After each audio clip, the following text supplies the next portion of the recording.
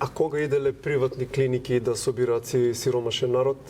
Приватни клиники идат само за богати. Значи, да не се лажеме, тој им е оставено вака во аманет, значи додека е Филипче како министер, да отвори простор за приватизација на брзата помош. Сега ја не влага во збор, ставете ме да завршам. Ама извини, меѓутоа ви беше кажано дека не станува збор за тоа.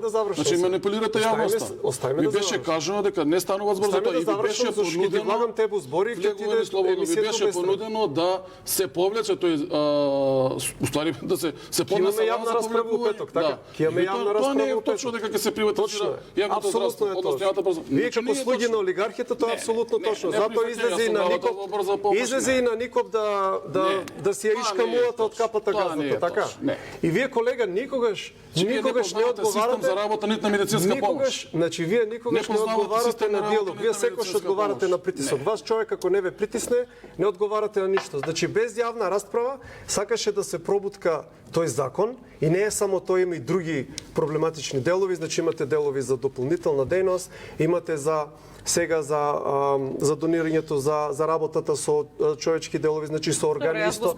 Сето тоа се отвара за приватен бизнис. Кажете ми вие на мене од кога го отворивме здравството 91 за приватна иницијатива, дали здравството иде нагоре или надоле? Ние имавме, не знам, меѓу првите топ 10 здравства во Европа, као еден вид средноевропска држава во 90-те години. Сега иде се надоле. Тие, значи, не ни мислат дека е воопшто возможно Македонија да иде нагоре. Еве, например, као конкретно стана збор за Крушево, викат никогаш Крушево нема да има ни педиатри, никогаш Крушево нема да има гинеколози.